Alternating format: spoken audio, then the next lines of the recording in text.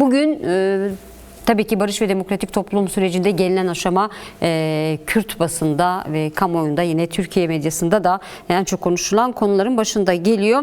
Bugün Salı günüydü, grup toplantıları vardı ve siyasetçiler mesajlar verdi. Devlet Bahçeli, Türkiye yüzyılının ilk stratejik hamlesi olarak ifade etti süreçte gelinen aşamayı.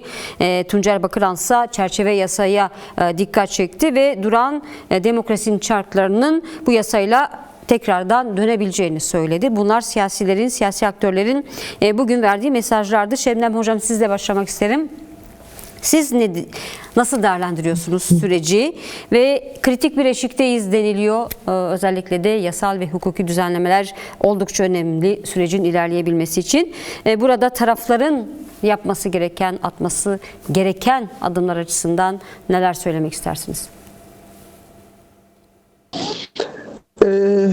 Şöyle yani süreç açısından tabii hani kritik eşik midir bilemem ama siyasi otoritenin atması gereken çok fazla adım var.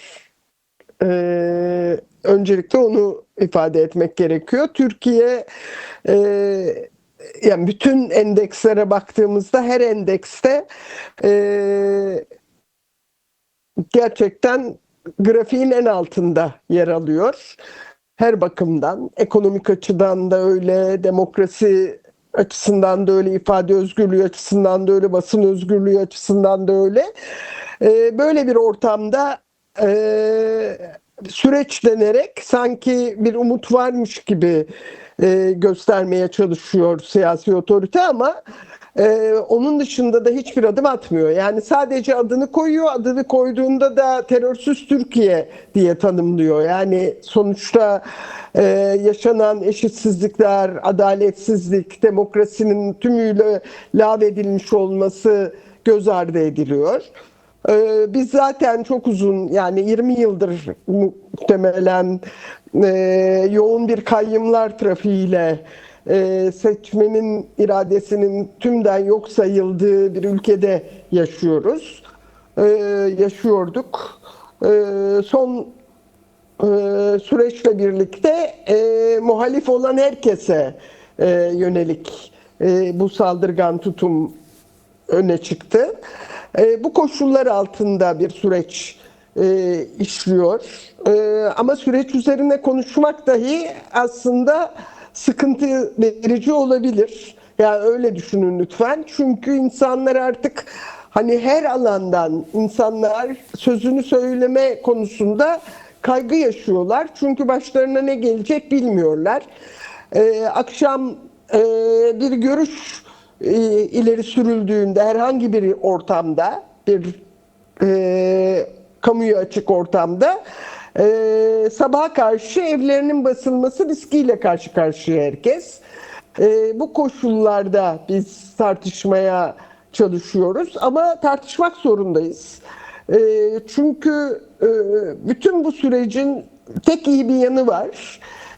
Ölüm haberleri almıyoruz. Genç insanların ölüm haberleri gelmiyor. Bu bence olabilecek en kıymetli şeylerden biri. Bir hekim olarak söylüyorum bunu. Yaşamdan yana tutum alan biri olarak söylüyorum. O yüzden biz bunun sürmesi için çaba sarf etmek zorundayız hep beraber. Çaba sarf etmek deyince de bu siyasetçilerin çabası olmamalı zaten. Bu aslında toplumun kendisinin çabası olmalı. Siyasetçiler bunun adına ne derse desin. Bence biz bunu insanların yaşama iradesine, birlikte yaşama iradesine dönük bir tutum olarak görüp böyle sürdürmek zorundayız. Tabii hiç kolay değil çünkü biraz evvel sizin de ifade ettiğiniz gibi hani grup toplantılarında siyasilerin dile getirdiği o yasal düzenlemelerin daha ucunu görmedik. Evet. Başka yasal düzenlemeler tartışılıyor. Örneğin kulislerden gelen son haberde LGBTİ artılara hapis cezası tartışıldı bugün bir taraftan da. Hani böyle bir ülkede yaşıyoruz biz ne yazık ki. Ama tabii ki bizler insan hakları mücadelesi içinde olanlar, sivil toplum örgütlerinde mücadeleyi sürdürenler, bütün yol arkadaşlarımızla bu kolektif iradenin barıştan yana evrilmesi için elimizden geleni yapma sorumluluğu taşımalıyız diye düşünüyorum. Sevgili Ayla Akat da söz etti. Hani bütün bu süreçte aslında gerekli adımların atılmaması eleştirilerini sundu. Bir de geçmişte yaşananlara baktığımızda örneğin bütün bu ağır süreçler, geçirdiğimiz ağır süreçlerde sözünü kuran ve bu sözün arkasında duran akademisyenler vardı, değil mi? Barış akademisyenleri diye toplumda bilinen ve bu suça ortak olmayacağız diyerek yola çıkan pek çok akademisyen 1124 ile başlamıştı, 2000'i aşmıştı sonra sayı. Bir metne imza atmıştı ve arkasından ihraçlarla karşı karşıya kalmışlardı. Hala ihraç edilmiş durumdalar. Üzerinden 10 yıldan uzun bir zaman geçti. Ve herhangi bir gelişmede olmadı. Hani bütün bu süreçte bekleriz ki o dönemde sözünü kurmaktan çekinmeyen insanların en azından bu sözü tanınsın ve bu kendilerine yapılanlar ortadan kaldırılsın. Ama öyle olmadı ne yazık ki. Hiçbir alanda aslında bir gelişme olmadığını görüyoruz biz. Kurulan sözler dışında ve meclisteki komisyonda insanların dinlenmesi dışında. Tanıklık çok önemli. Evet, ama tanıklığın işlevleri var.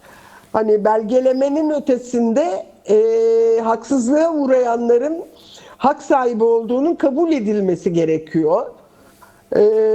Ve güven inşası gerekiyor her şeyden öte. Ayrıca tanıklık da yeterli değil. Örgütlü bir iradeyle adalete dönüşmesi gerekiyor bu biriktirilen tanıklıkların. Yoksa hani bir arşiv fetişizminin ötesine geçmeyecek ne yazık ki. Dünyadaki örneklere baktığımızda bu geçiş dönemi adaleti çalışmalarına 4 başlıktan söz edebiliriz. Bir, hakikatin inşası, yani yaşanan kayıpların, zorla kaybetmelerin, ihlallerin belgelenmesi.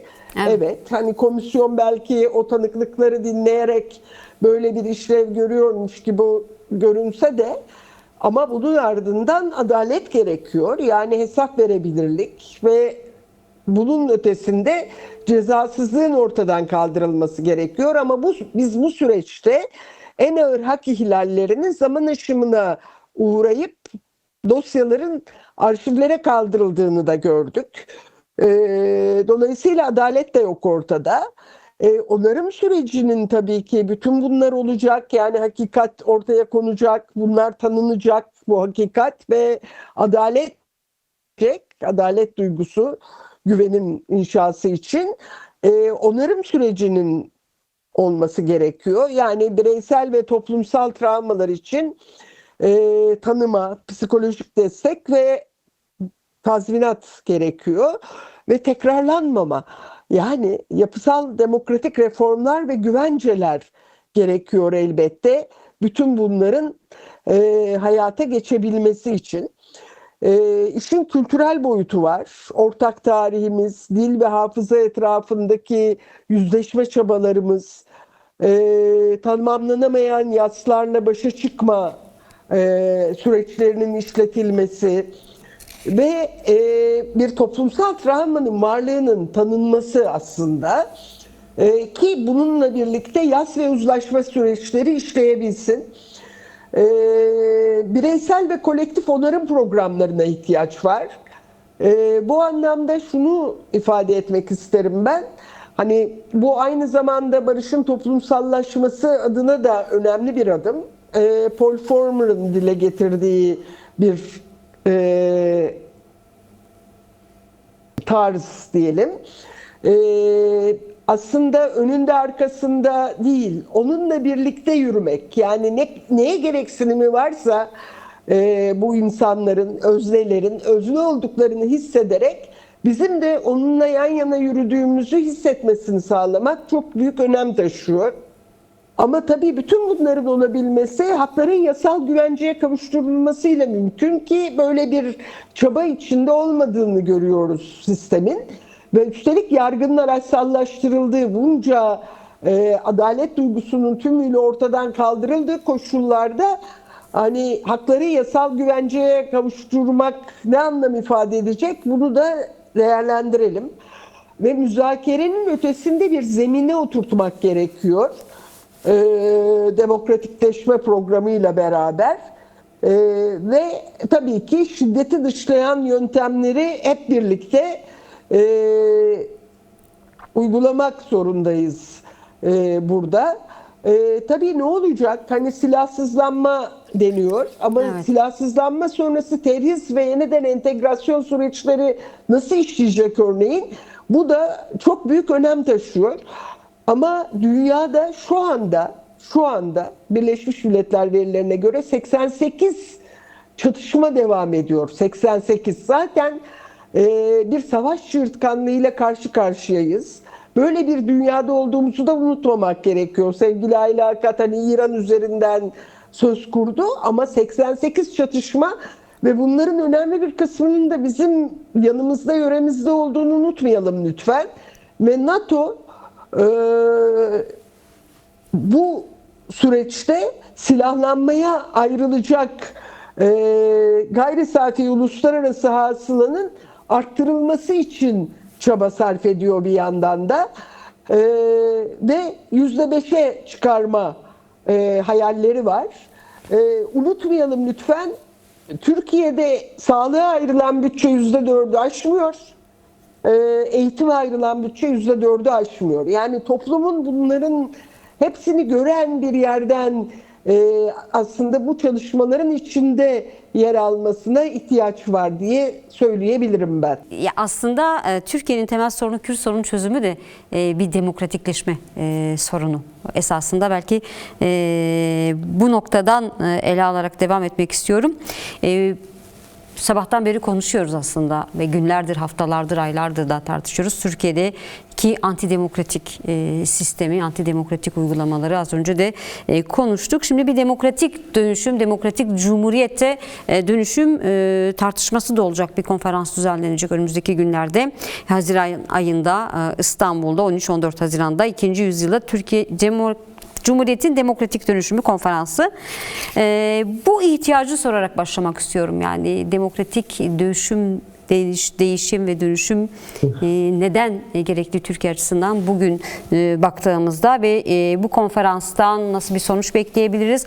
Az önce Ayla arkadaş sivil toplum örgütlerinin bir önceki çözüm sürecinde, İmralı sürecinde oynadığı aktif role de dikkat çekti. Peki belki bu konferanstan sonra, belki başka toplantıdan sonra önümüzdeki süreçte özellikle de çünkü bu da çokça tartışılıyor, sivil toplum örgütlerinin daha aktif, daha inisiyatifli olması. Bu noktada neler söylemek istersiniz?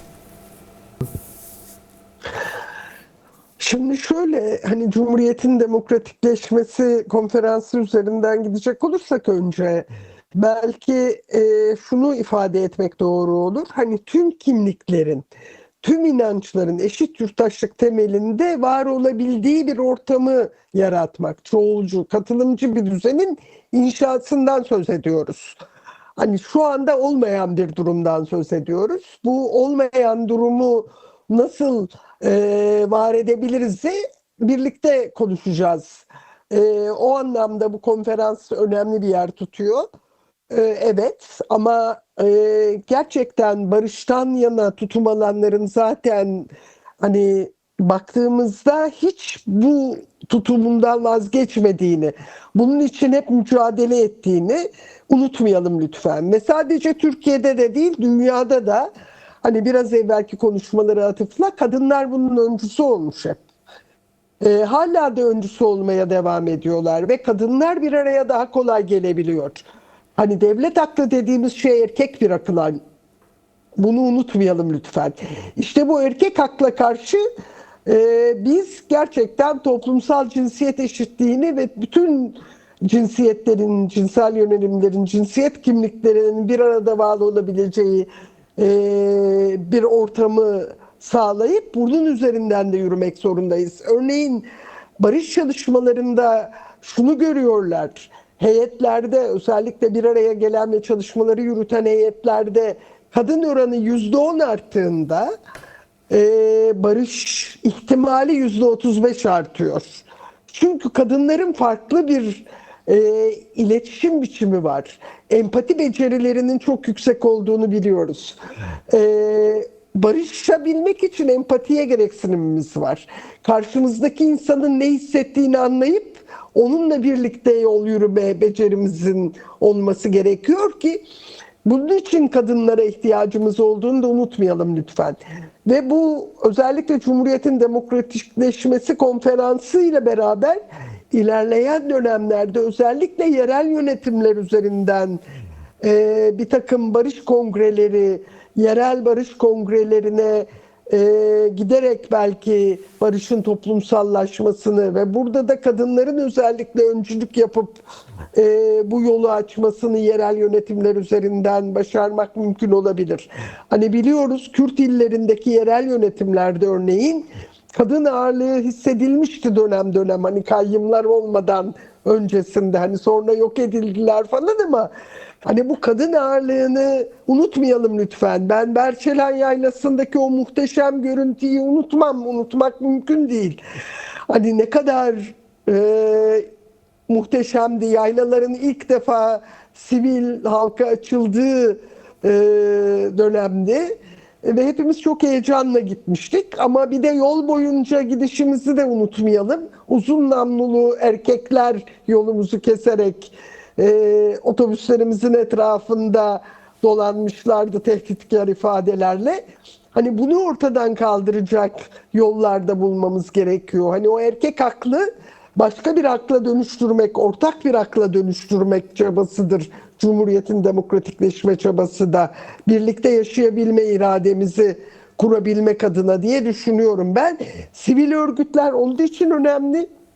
Çünkü sivil örgütler aslında birlikte yaşayabilmenin yollarını arayan örgütlenmeler. Bu meslek örgütlenmeleri olabilir, bu sendikalar olabilir, bu insan hakları örgütleri olabilir. İnsan hakları örgütleri zaten barış çalışmalarının doğal bileşenidir. Çünkü barış hakkından söz ediyoruz. Değil mi? Yani evet. 2014'ten beri hani Birleşmiş Milletler'in bir hak olarak tanımladığı barışı konuşuyoruz zaten.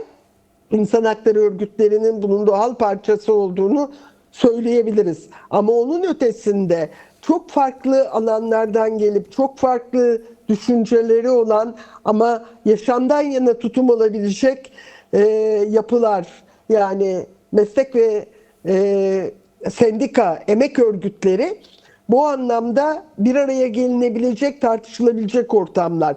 Yerel yönetimlerden yerel düzenlenecek toplantılarla bir araya gelip ortaklaşılabilme olanağı ve bu ağları genişletme olanağı önemli. Gene ağ kurma becerisinin de özellikle kadınlarda daha yoğun olduğunu söylemem gerekiyor. Belki hani